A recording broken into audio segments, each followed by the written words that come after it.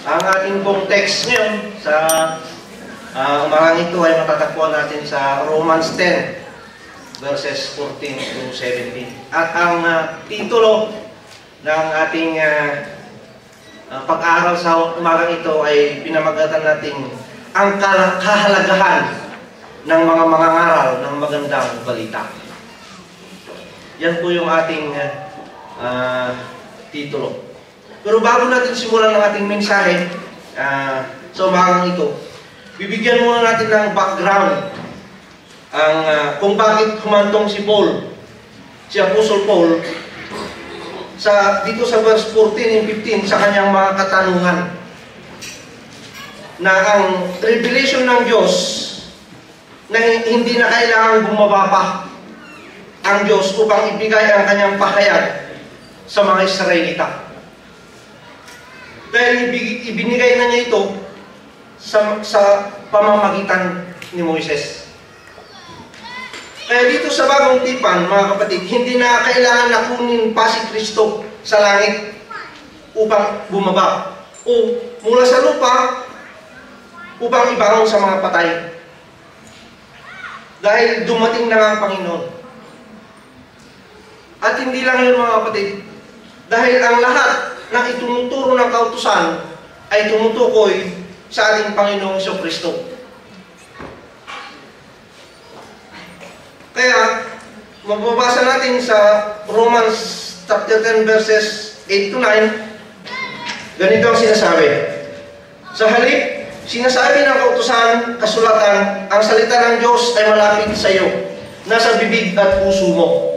Ito'y walang iba, kundi ang pananampalataya na ipinangangaral namin, na kung ipapahayag mo na si Jesus ay Panginoon at sasampalataya ka ng buong puso na muli siyang binuhay ng Diyos, maliligtas ka. Malapit sa iyo ang mensahe. Nasa iyong bibig at sa iyong puso. Ang tinutukoy dito, mga kapatid, ay ang salitang ipinangaral namin tungkol sa pananampalataya. Makikita natin na ang revelasyon ng Diyos ay wala pang iba kundi ang ating Panginoong Jesucristo. Siya yung salita. Siya yung salita na nagkatawang tao.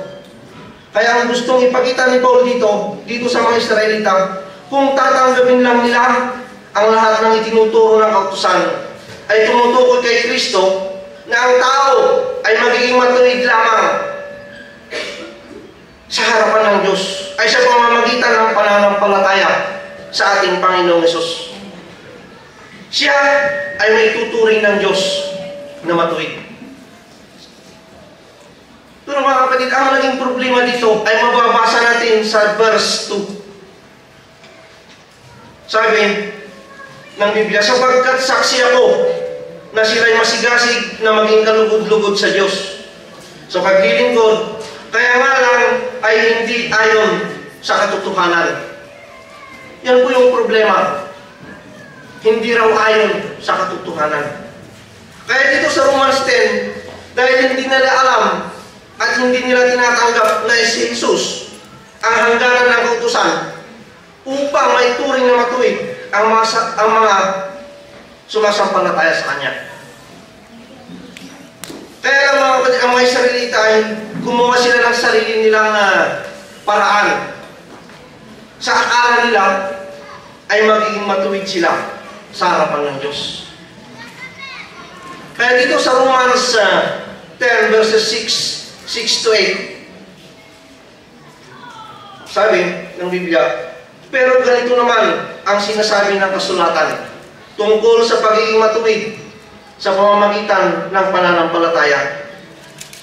Huwag mong sabihin sa iyong sarili, sino ang aakyat sa langit para ibaba si Kristo? O kaya, sino ang bababa sa lugar ng mga patay para ibangon si Kristo sa mga patay?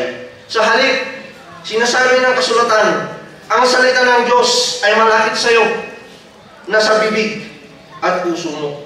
Ito'y walang iba kundi ang pananampalataya na ipinangangaral namin. Ang ibig pong sabihin ni Paul dito, mga kapatid, kung tatanggapin lang nila ang mensahe ng Diyos sa pamamagitan ng kautusan, at ang kautusan na ito ay tumutukoy sa ating Panginoong Jesucristo. At kung sila'y sasampalataya na si Jesus ang paraan ng Diyos upang maging matuwid, sila ay maliligtas at maging matuwid sa harapan ng Diyos. Kaya pagdating mga kapatid dito sa verse 14 and 15, makikita natin dito yung apat na katanungan na dapat natin malaman patungkol sa tungkulin ng bawat mananampalataya at mga aral ng magandang balita. Dahil alam na natin na malapit ang salita ng Diyos sa mga Hudyo ayon sa verse 8. Pero dito sa verse 14 and 15, makikita natin dito yung apat na bagay na dapat nating malaman.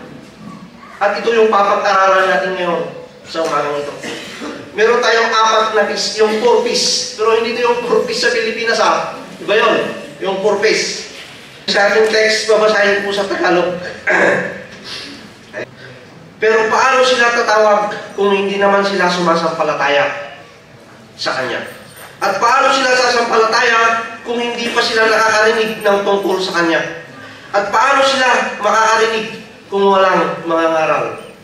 At paano makakapangaral ang sinuman kung hindi naman siya isinugo? Ayon sa kasulatan, napakagandang pagmasdan ang pagdating ng mga nagdadala ng magandang balita. Dito mga kapatid, makikita natin yung importanteng bahagi o tungkulin ng isang iglesia sa konteksto ng pangangaral ng salita ng Diyos tungkol sa ating Panginoong Jesucristo. Ang tanong mga kapatid, bakit napaka-importante na ipangaral ang katotohanan patungkol sa ating Panginoong Jesus?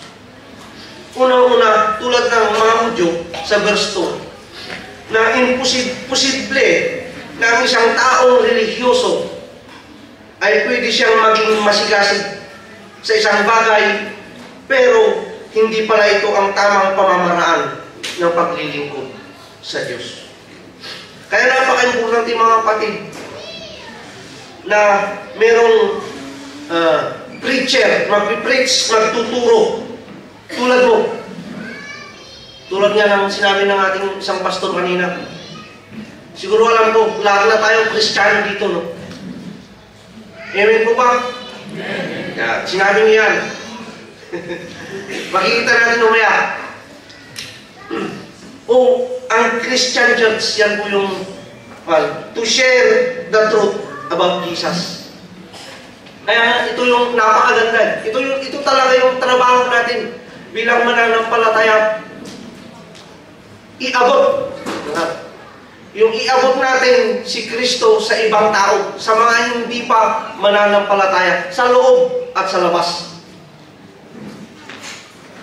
Sa ating modernong panahon, hindi nalingid sa atin na maraming mga taong masigasig sa pagiging religyoso, masigasig sa pagiging masigasig sa maling relihiyon, masigasig sa pagiging religyoso sa maling paraan, at hindi angkop sa katotohanan ng ating Panginoong Hesus.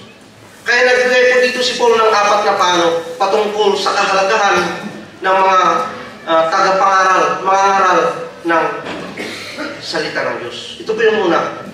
Paano sila tatawag kung hindi naman sila sumasampalataya sa Kanya? Makikita natin dito yung 4 na verb. Yung una, tatawag. Yan, action word yan. Yung pangalawa, sasampalataya. At yung pangatlo, makakarinig.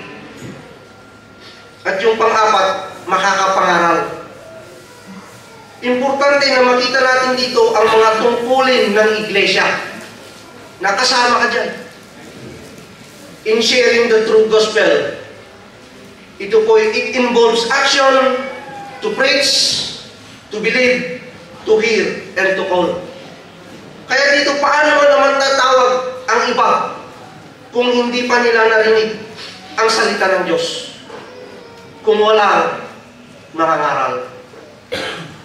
Ang tanong, bakit napaka-importante na ihatid o ibahagi ang salita ng Diyos sa iba. Unang-una, tungkulin ng iglesia. At kasama ka dito. Sino tinutukoy dito? Ikaw. Kasama ka dito. Hindi lang mga pastor ang dapat mag-share. Ang mga pastor ang dapat magbahagi ng salita ng Diyos. Kundi kasama tayo dyan. Sa ating pamilya, sa ating kaibigan, sa ating kamag-anak, at sa iba pang tao. At ang role ng bawat isang Kristiyano ay kumikilos para ihayag ang good news by reaching others through Christ. Bakit? Kasi paano sila tatawag at sasampalataya sa Jesus na ito kung hindi nila kilala? Hindi nila naririnig kung sino itong Jesus na ito. Sa lumang tipan, mga kapatid, isa ito sa isang pangitain ni Prophet Ezekiel. Nung sila'y pinalaan ni Yahweh patungkol sa kahalagahan ng pangangaral ng magandang balita. Ezekiel chapter 3 verses 17 to 19. Ezekiel, anak ng tao, ginawa kitang bantay sa bansang Israel. Makinig ka sa aking sasabihin at bigyan mo sila ng babala. Kapag sinabi kong tiyak na mamamatay ang mga taong masama at hindi mo sila binigyan ng babala upang sila ay makapagsisi, ang mga taong iyon ay mamamatay dahil sa kanilang kasalanan. Ngunit pananagutan mo sa akin ang kanilang kamatayan. Subalit kapag binigyan mo sila ng babala at hindi sila nagsisi sa kanilang kasamaan, mamamatay sila dahil sa kanilang mga kasalanan. Ngunit hindi mo iyon pananagutan. Verse 20. Kapag nagpakasama ang isang matuwid, ilalagay ko siya sa panganib. Mawawalan ng kabuluhan ang kabutihang ginawa niya noong una at mamamatay na siya dahil sa kanyang kasalanan. Kapag hindi mo siya binigyan ng babala, pananagutan mo sa akin ang kanyang kamatayan. Nasabi ko yan ng isang pastor kanina. At ang role ng bawat isang Kristiyano ay kumikilos to share the good news by reaching others through Christ. Bakit? Kasi paano mo sila tatawag o sasampalataya sa Jesus na ito kung hindi nila kilala? Hindi nila narinig kung sino itong Jesus na ito. Dito mga kapatid, sa binasa natin sa Ezekiel, makikita natin dito yung danger. Yung danger kung hindi natin ipinangangaral ang katotohanan about Christ. Pero dito, hindi ko kayo tinatakot. Hindi ko kayo tinatakot. Kaya ang isang makasalanan, kapag hindi pala pinagsasabihan ng katotohanan patungkol kay Jesus, paano sila lalayo sa kasamahan? Halimbawa, sa ating pamilya, sa ating mga anak, kung hindi natin tinuturuan yung mga anak natin sa katotohanan, saan sila pupunta? Ganyan din po sa iba, mga kapatid. Paano sila magsisisi at manampalataya sa tamang doktrina? Ano dapat natin gawin? Reaching others through Christ. Iabot natin ang halimbawa ni Kristo sa ibang tao. At ito pa, kung tayo ay nakikinig kay Yahweh, kung tayo ay hindi nakinig kay Yahweh, nabalaan yung mga taong hindi Kristiyano, ang sabi ng Biblia, hindi lang sila mamamatay sa kanilang kasalanan, kundi mananagot din ang mga Kristiyano. Tayo, ikaw, kasama ka dito, na makakaalam ng tungkol sa katotohanan, pero hindi natin sinasabi sa iba. Basta ituloy natin sa Ezekiel verse 20. Ganito ang sinasabi. Kapag nagpakasama ang isang matuwid, ilalagay ko siya sa panganib. Mawawalan ng kabuluhan ang kabutihang ginawa niya. Nung una, ay mamamatay na siya dahil sa kanyang kasalanan. Kapag hindi mo siya binigyan ng babala, pananagutan mo sa akin ang kanyang kamatayan.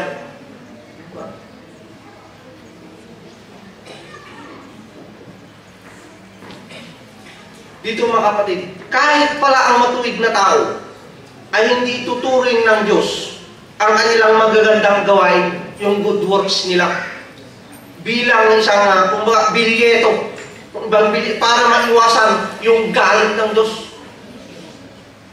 Dahil ang Diyos ay walang kinikilingan mga kapatid, walang pinapaboran. Matuwid ka man o hindi. Kung hindi ka lumalayo sa kasalanan, sa kasamaan, saan ang punta mo?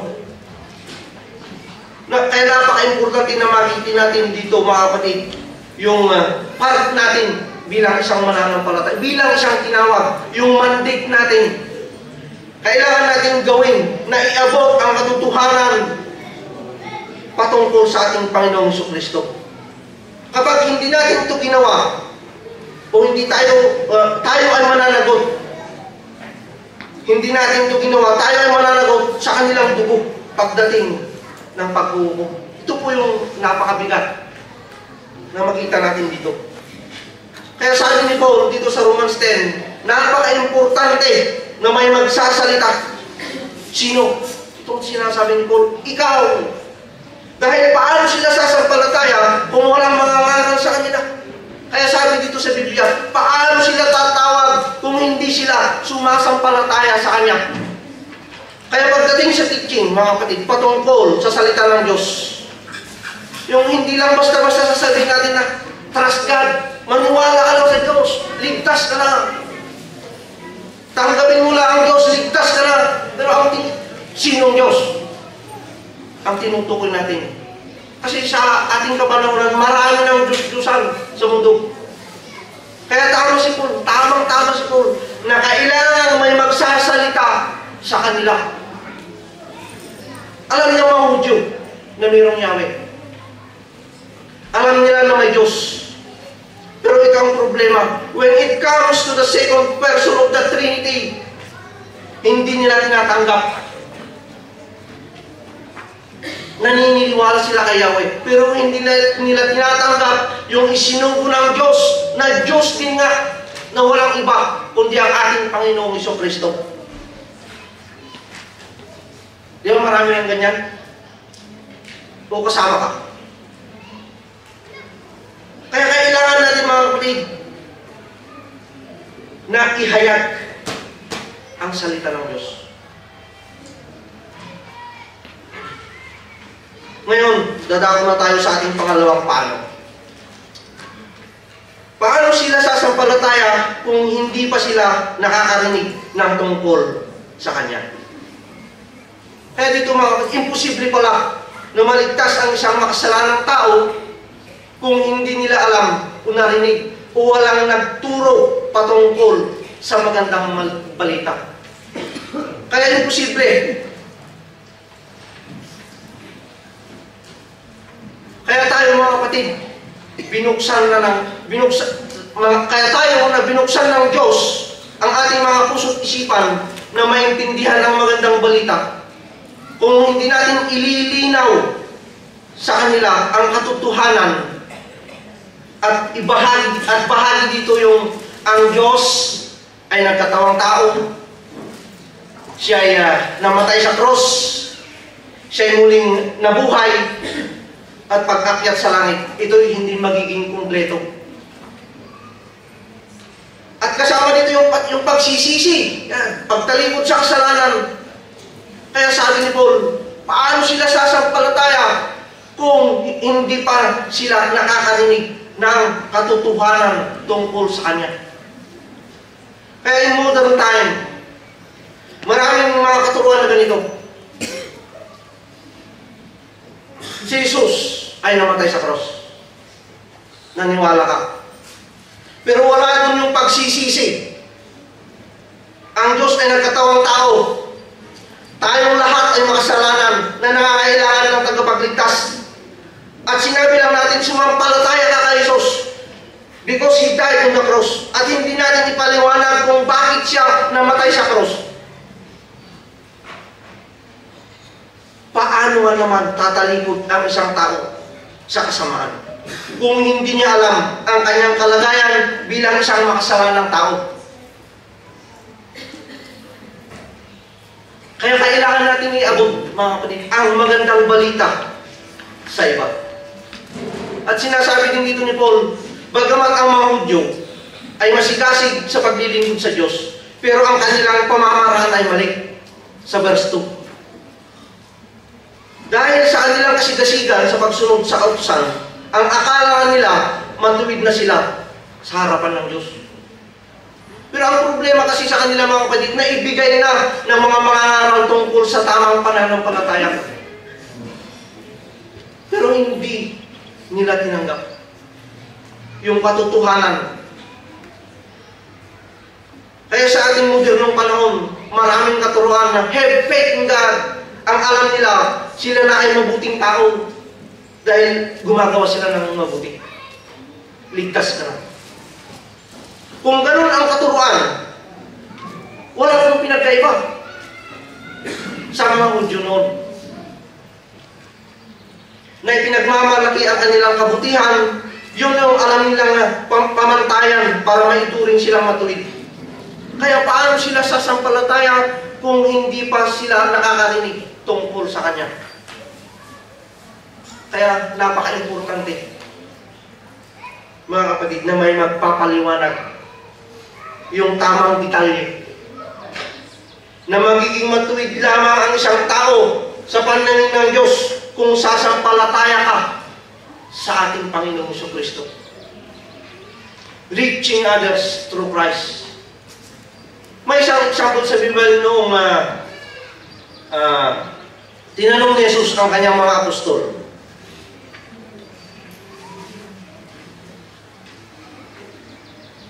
Yung tinanong niyo sa kanyang mga apostol sa Mateo chapter 16 verses 17 to 18. Nang makarating si Jesus sa lupain ng Cesarea Filipos, tinanong niya ang kanyang mga tagasunod, ano ang sinasabi ng mga tao tungkol sa aking na anak ng tao?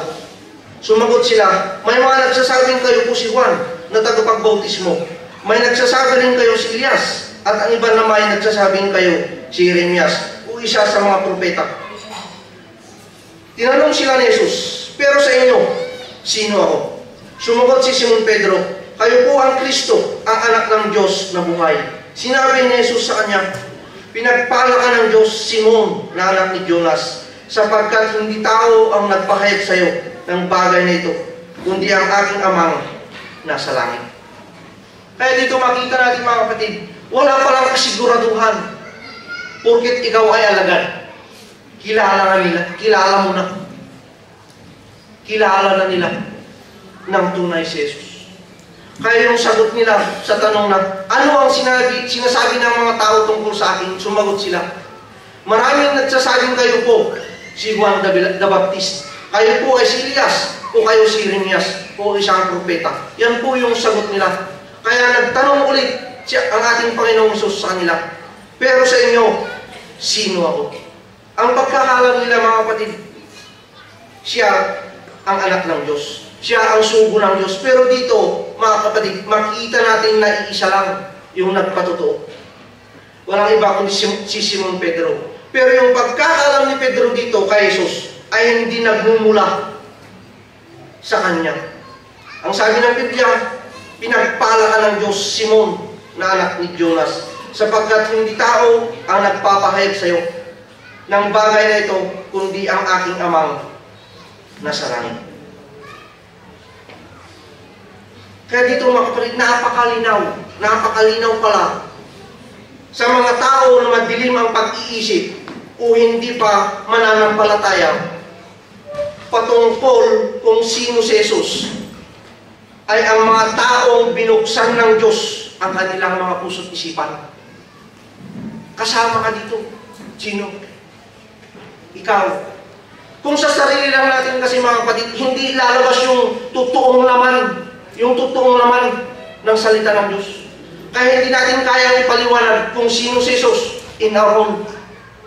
Kung hindi binuksan muna ng Diyos ang ating mga puso't isipan. Dito nga ako nagpapasalamat sa Panginoon.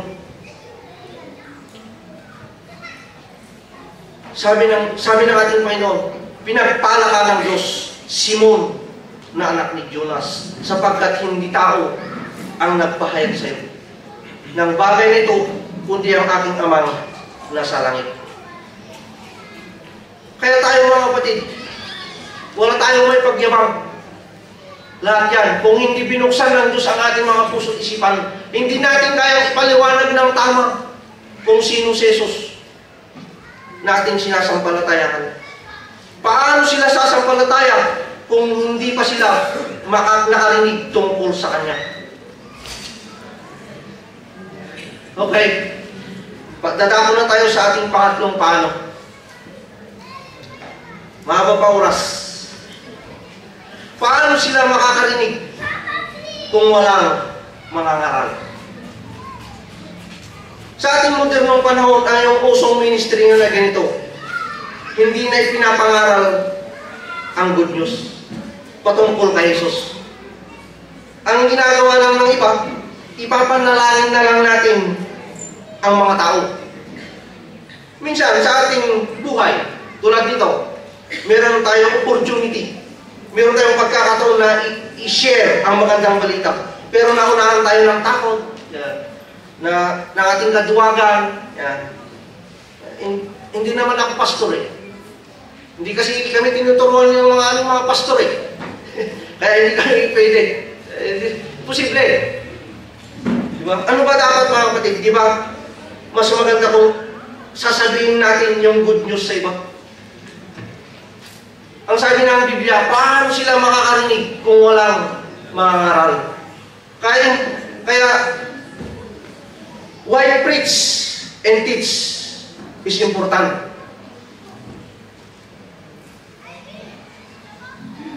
Ang preaching at teaching, bagamat hindi pwedeng pagkahiwalay nito, dapat kanyan magkasama yan. Meron pa rin pagkakaiba. Ang preaching, mga kapatid, ipinapahayag mo yung isang bagay. Yung teaching naman, ipinaaral mo ang kahulugan ng isang bagay. Pero tayo, lahat ng believers ay tinawag na mangaral. Pero hindi lahat tinawag na magturo. May nakalaan doon. Pero ito yung pagkakaiba. Yung preaching is to proclaim the good news. Yung teaching is to explain. Pinapaliwanag natin yung mga counsels, yung mga lihim ng katotohanan ng magandang balita about Jesus. Kaya sabi ni Paul, paano sila makakarinig kung walang mangangaral? Sino? Tinutukoy ni Paul. Ikaw. Pang-apat na paano? Pang-apat kagad. Apat yung sinabi ko kanina, pang-apat na. Malapit na.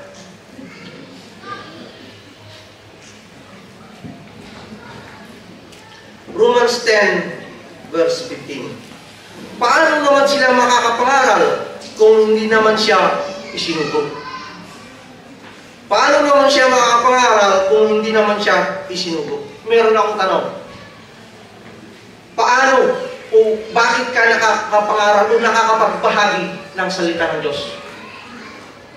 Bakit ka nakapagbahagi? Sugo ka ng Diyos. Iba yung pinipilit mo mangaral kung wala ka sa puso mo na ipangaral ang katotohanan patungkol sa ating Panginoong Jesus. Sa panahon kasi natin ngayon, hindi ko naman linalahat. Marami na kasi yung tinatawag na yung self-proclaimed preacher, self-proclaimed teacher. Pero ang bawat layunin ng mga ngaral, mga kapatid, kaya nila binabalita ang good news dahil ang kanilang puso ay binuksan ng Diyos at isinubog alang-alang sa mga kaluluwa ng ibang tao. Yan yung tamang motibo. Kasi marami kasing nagtuturo na mali ang kanilang motibo. Kaya natin pinag-aaralan ng salita ng Diyos para makita natin yung tama at mali. Yung mga nagsasabi, come to us, halika rito, yayaman ka. Halika rito, maliligtas ka. Di ba? Kaya kung may nagsuna sa bahay, silipin nyo, ha? Silipin nyo. Ha? Kung tama yung motibo, papasukin nyo. Kung hindi tama yung motibo, papasukin nyo rin. Pangaralan nyo. Yung part natin ipangaral ang katotohanan sa loob at sa labas. Pero sa Biblia, mga kapatid, kaya pinapangaral ang good news dahil sila ay isinuko ng Diyos. Sino? Ikaw. At ang konteksto, mga kapatid, ng Romans 10 ay tumutukoy sa mga apostol. Sa Old Testament, ang ahente ni Yahweh to teach, to preach the gospel ay ang mga propeta. Sa New Testament naman, ang ahente ni Jesus ay ang mga apostol. Ano ba ang pagkakaiba ng apostol at ang prophet at apostol? Ang apostol, ang prophet, sila yung tagahatid ng balita galing kay Yahweh. Kung hindi nila bibitiwan ang balitang ito, sila ay mananagot. Diba? Sa time ni Prophet Samuel, kapag malaman ng mga tao na may dadayong propeta, nanginginig sila sa takot. Bakit? Dahil kapag may mensahe ang Diyos, ito'y hindi bumabalik na walang kabuluhan. Kung inihayag ng isang propeta na may halong babala, may mangyayari sa iyo kung hindi mo sinusunod.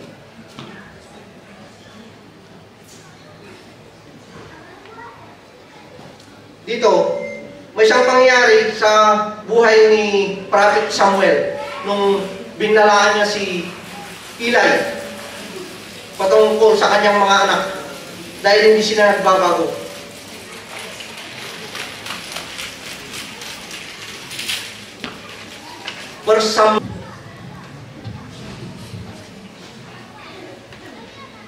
Ito yung pagkakataon namin na binalaan ni Yahweh yung si Eli sa pamamagitan ni Prophet Samuel sa verse 1 Samuel 3 because yung mga anak ni Eli ay hindi nagbabago. Sabi ng Biblia, walang mensahe si Samuel na nahulog sa lupa. Ito po yung trabaho ng mga propeta. At ito naman yung trabaho ng mga apostol. Pero tatandaan natin, ang apostol, mga kapatid, it means messenger, tagahatid.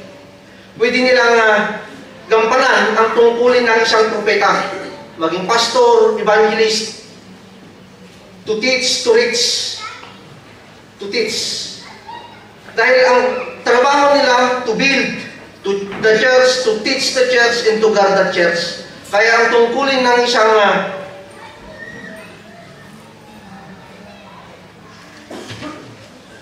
propeta, ang apostol ay sinasaklawan niya lahat yung trabaho ng propeta at trabaho ng mga pastor. Sa ating modernong panahon, mayroon pa bang mga apostol? Yes and no, answer. Basta lagi natin tatandaan daw, yung salitang apostol, it means messenger. Pero sa ating kapanahon, there are two kinds of apostol. Meron pong dalawang klase ng apostol. Yung small letter apostol, sila yung mga messenger, teacher, pastor. Sila ay isinugo ng Diyos na mangaral, pero wala silang isinulat na aklat. Yun po yung mga small letter apostle. Dito naman sa big letter apostle, they are the apostle in the New Testament na nagsulat ng mga aklat tulad ni Pedro, Matthew at John. Pero sa isang banda, mga kapatid, kung tayo po ay isinugo ng Diyos upang ipangaral ang magandang balita, because sabi natin, it means ang apostol is messenger, ikaw ay apostol din. Pero wala kang isinulat na libro na katulad nila Pedro, nila Mateo. Yun po yung pagkakaiba. Dahil ibinigay na niya ang full revelation of God sa New Testament. Kaya yung huling pahayag ng Diyos ay naibigay na sa huling apostol na walang iba kundi si John the Beloved. Si John the Beloved. Kaya ang sabi ni John sa pahayag 22 verse 18, kaya ang sino mang magdagdag o magbawas sa mga nakasulat dito ay parurusahan o aalisin ng Diyos ng karapatang makibahagi sa bunga ng punong kahoy na nagbibigay buhay. paano naman siya nakapangaral kung hindi naman siya isinugo? Sabi ng Biblia, pag sinabing isinugo, meron na naman itong dalawang klaseng sugo.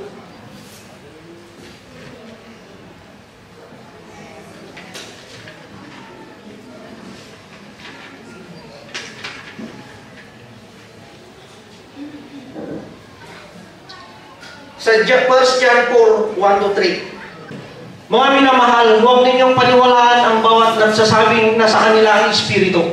Sa halip, subukin ninyo sila upang malaman kung talagang mula sa Diyos ang Espiritong nasa kanila, sapagkat marami ang huwad na propeta sa mundong ito. Ito ang palatandaan na Espiritu ng Diyos nga ang nasa kanila. Kung ipinahayag nila na si Jesucristo ay dumating bilang tao, kung hindi gayon ang kanilang ipinapahayag tungkol sa Jesus, hindi mula sa Diyos ang Espiritong nasa kanila. Ang Espiritu ng kaaway ni Kristo ang nasa kanila. Narinig na ninyong ito'y darating at ngayon ngay nasa sanlibutan na.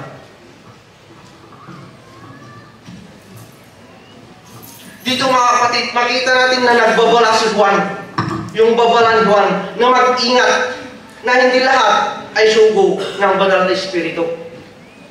Kung minsan kasi, baka nadadala lang tayo sa kagandahan ng nagsasalita. Yung kagwapuhan at forma at saka yung ganda ng boses. Pero paano ngayon tayo makakatiyak, mga kapatid, na ang nagtuturo na yan ay sugo ng Diyos? Kaya sabi sa 1 John 4, 2-3,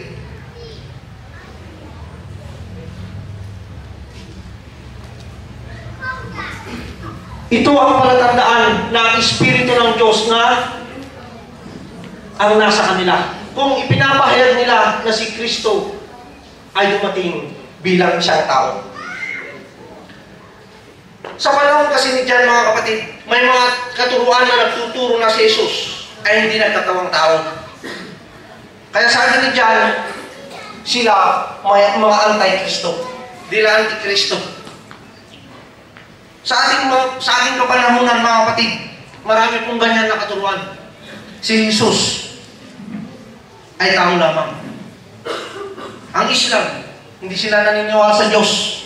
But ang katotohanan, mga kapatid, anything against the gospel is antichrist. Anything against Christ is antichrist.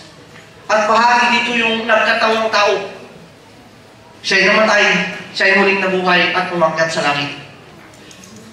Pag may nangangaral na hindi ganito, sabi ni Juan, this is Antichrist. Yung atheista, you don't believe in God. Kasi mga kapatid, masasabi natin ito kasi bakit? Bakit natin masasabi? Kasi, sino ba si Jesus? Ang sabi niya, ako ang daan ng katotohanan at ng buhay. I am the way, the truth, and the life. Kaya kung kinakalaman natin yung katotohanan, ano tayo? Yun po yung pinapakita ni John dito. Mababasa pa natin sa 2 Corinthians 11:12-15. Ganito ang sinasabi. At patuloy kong gagawin ang ginagawa ko ngayon upang mawalan ng batayan ang pagmamalaki ng iba, na ang paglilingkod nila ay tulad ng aming ginagawa. Ang mga yan ay hindi mga huwad na apostol, madadayang manggagawa at nagpapanggap ng mga apostol ni Kristo. Hindi ito katakataka, sapagkat si Satanas man ay nagkukunwaring anghel ng liwanag. Kaya hindi katakataka na ang kanyang mga lingkod ay nagkukunwaring lingkod ng katwiran. Ang kanilang kahinatnan ay ayon lamang sa kanilang mga gawa.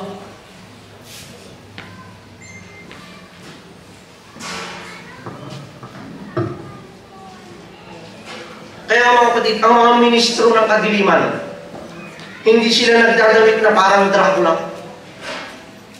Gumagamit din sila ng mga verses ng Biblia. At ang turo nila, hindi nila inaalok yung mga bagay na ayaw ng tao. Yung laging gusto ng tao ang iniaalok nila. Tulad ng unang-una, pera, kapangyarihan. Yan yung mga uper ng mga huwad na guro. Halika dito, yayaman ka. Balik ka rin mong payong. Yayaman ka. Babalik ako pag may nagsabing gano'n. Magdadala ako ng mas malaking payong. Diba? Ganun ba ang sinasabi? Hindi po mga kapatid. Pero ano ang sinabi ni Jesus sa gustong sumunod sa Kanya? Whoever wants to be my disciples must be denied themselves and take up their cross and follow me. Gusto ba yan ng tao? Yung itanggi mo yung sarili mo? Yung magdusa ka? Maghirap ka? Yung mamatay ka? Sa katotohanan dahil sa ating Panginoong Kristo?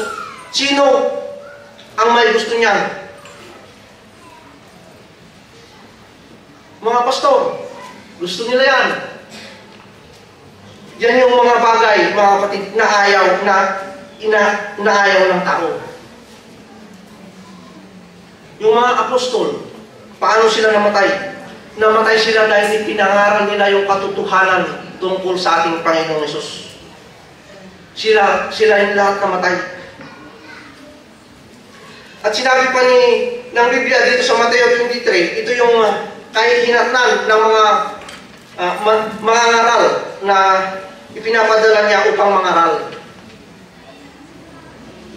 Mateo 23, verse 34 to 36. Kaya nagsugo ako sa inyo ng mga propeta, mga matatalingong tao at mga tagapagturo. Papatayin ninyo ang ilan sa kanila at ang iba'y ipapako sa krus. Ang iba'y hahagupin ninyo sa inyong mga sinagoga at uusigin sa bayan-bayan.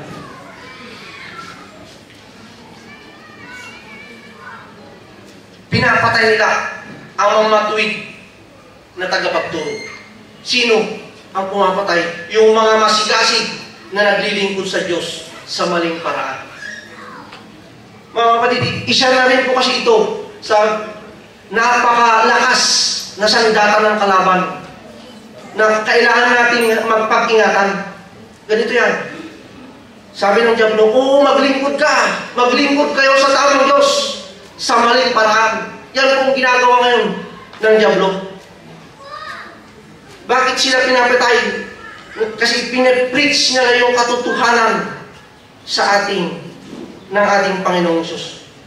Paano sila makakarinig kung walang nangangaral? At paano makakapangaral ang sinuman kung hindi naman sila isinugo? Mga kapatid, basta, tatandaan natin ito, basta isinugo ng Diyos, magagalit ang mundo. Bakit? Kasi yung sistema ng mundo at ang Diyos magkaiba.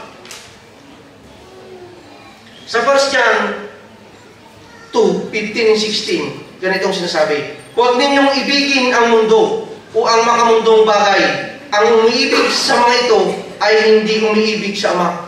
Ito naman yung sistema ng mundo. Sapagkat ang kamunduhan, ang masamang hilig ng laman, ang pagnanasa sa mga nakikita ng mata, at ang anumang pagmamayabang sa buhay, ay hindi nagmumula sa Ama, kundi sa mundo. Sa Diyos, mga kapatid, kabanalan. Maging maka-Diyos sa buhay, sa mundo, iba. Kaya mayroong dalawang uri ng kaharian. Kaharian ng kadiliman o kagindang ugad. Tatandaan natin, mga kapatid, kapag isinugo ka ng Diyos, magagalit sa iyo ang mundo. Ang tanong, marami na bang nagagalit sa atin? Sino? Ikaw. Iba kasi yung may nagagalit iba yung nagagalit sa iyo ang tao. Dahil siguro may ginawa kang mali. Iba yun. Kaysa yung nagagalit ang tao dahil ipinapahayag mo yung katotohanan. Magkaiba po yun.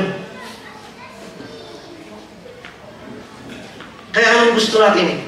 Yung magalit ang tao o ang magalit ang Diyos? Kung nagalit ang tao, ang huli niya lang gawin para sa iyo, papatayin ka. Tapos na. Pero ang Diyos, mga kapatid, tatandaan natin ito. Pag nagalit ang Diyos sa atin, kaya niya tayong dalhin sa impyerno. Yun yung dapat makita natin.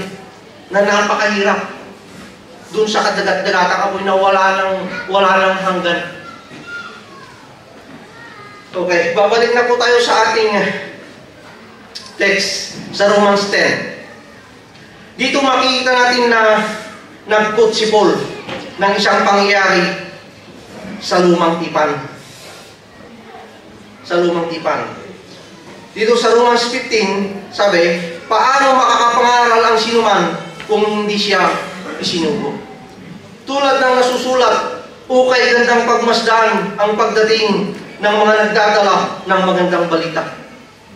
Pag sinabing ayon sa kasulatan, nanggaling po ito sa lumang tipan. Kinuha ito ni Paul sa Isaiah verse 52 verse 7.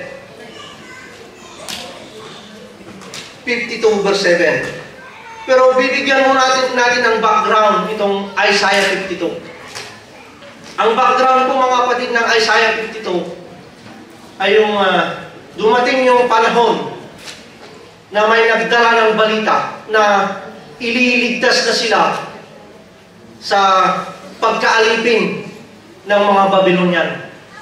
Ililigtas na ni Yahweh ang mga Israelita.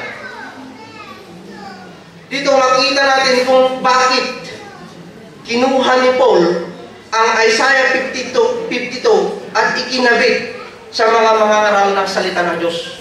Bakit? Ito po yung dahilan kung paano po pinalaya ng Diyos ang mga Israelita mula sa pagkaalipin ng mga Babylonians.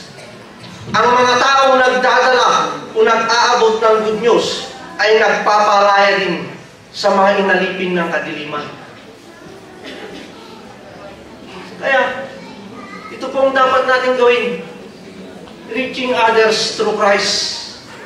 Kaya yung lumang tipan, napakapalad ang mga nagdadala ng magandang balita. Ang mga ngaral, dahil ang dinadala nilang mensahe ay nagpapalaya sa tao. Tatandaan natin ito mga kapatid. Wala akong ibang mensahe na magpapalaya sa tao sa kasalanan, kundi ang mensahe lamang ni Jesucristo na dinadala mo. Dinadala natin. Kaya napakapalad mo, mga kapatid. Napakapalad mo. Verse 16. Yung text kasi natin, hanggang 15 lang. Kaso lang idadagdag na lang natin itong 16 at 17 total. May 10 minutes pa tayo. Verse 16, ganito ang sinasabi. Pero hindi naman tinanggap ng lahat ang magandang balita. Sinabi na Isaiah, Panginoon, sino po ba ang naniwala sa sinabi namin? Hindi tinanggap ng lahat na ito, tinutukoy ang mga Israelita dahil hindi nila talaga naman nila tinanggap ang ating Panginoong Yesus. Dito mga kapatid, gumamit ulit sa lupang tipan si Paul. Kinuha niya yung Isaiah 53 verse 1. Dito makita natin na dalawang beses na gumamit si Paul na libro sa Isaiah. Kanina yung 52, ngayon ito naman yung 53. Yung 52, dumating yung mga ngaral, yung balita na ililigtas na ng Diyos ang mga Israelita sa mga Babylonians. Dito naman sa 53, may darating na alipin si Yahweh. At ang alipin na ito ay makakaranas ng matinding paghihirap para tubusin ang kasalanan ng mga pinili niya. Sino itong suffering servant na ito? Wala pong iba mga kapatid kundi ang ating Panginoong Jesucristo. Kaya bilang isang taong binuksan ng Diyos ang puso, tinawag, pinili para maligtas. Iabot natin ang halimbawa ni Kristo sa ibang tao. Kaya sabi, Panginoon, sino ang naniwala sa aming ibinalita? Pero sa isang banda, gusto ng Diyos na dadalhin ang good news sa lahat ng tao. Sa Acts 17. Pero ito ang tanong, kung nais ng Diyos na ang lahat ay makarinig, Bakit may mga taong ayaw makinig sa salita ng Diyos? Bakit? Unang-una, ayaw talaga nila. Pangalawa, dinadala mo na nga yung good news, di ba? Pero iniiwasan ka pa. Pagod ako, maraming rason. Pero sinisira mo pa rin, dapat ganoon. Sinisira mo pa rin, kahit ganoon sila. Sayang ba yung oras natin? Sayang ba yung time mo, yung laway mo sa taong ito? Hindi, kapatid. May mga tao talagang hindi nila tatanggapin si Kristo hanggang sa kamatayan. Ayaw nila. Pero pangalawa, may kinalaman dito ang Diyos. Pero hindi ito yung magiging basihan natin. Halimbawa, may sinisirang ka. Tapos sasabihin mo, pag nalaman mo ito, ganun palang Diyos. Ito. Sa Bible, sabi sa John 12:37 to 40. John 12:37 to 40. Kahit na nasaksihan nila ang maraming hiwalang ginawa niya, hindi pa rin sila naniwala sa Kanya.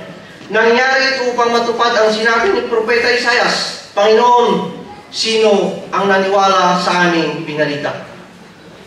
Kanino ipinakita ng Panginoon ang Kanyang kapangyarihan? Hindi nga sila makapaniwala sapagkat tulad ng sinabi ni Isaias, binulag ng Diyos ang kanilang mga mata at pinatigas ang kanilang mga puso upang sila'y hindi makakita. Di makaunawa ang kanilang mga isip, baka sila'y manumbalik sa akin at sila'y pagalingin. Sino po ang bulag? Ang sabi ng Biblia, binulag sila ng Diyos. Pero hindi yung binulag na tinusok ng Diyos yung mata. Hindi po ganun. Yung binulag na tinutukoy dito, mga kapatid.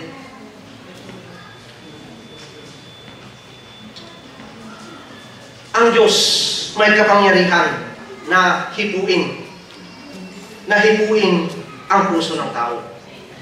Pero kapag hindi po niya ginawa ito, nahulugan lamang, mga kapatid, na binulag, o ito yung maganda, hinayaan sila ng Diyos sa kanilang kagustuhan. Yun po ang sinasabi dito. Hinayaan na lang sila ng Diyos. Minsan, meron tayong in-invite sa church, di ba? Na isang tao, narinig, nakapakinggan niya ng magandang balita. Nasaktan dahil ayaw niya yung katuruan patungkol sa kasalanan. Tanggapin mo si Jesus at magsisi ka. Umayaw na. Bakit ganun, mga kapatid? Huwag tayong mag-alala. Kasama natin sa Isaiah, Panginoon, sino po ang naniwala sa aming mensahe? Tatandaan po natin ito, mga kapatid. Last 5 minutes. Hindi po tayo ang nagpapabago sa tao. Ang trabaho natin ay to share the good news. Reaching others through Christ. Verse 17 sa ating pagtatapos.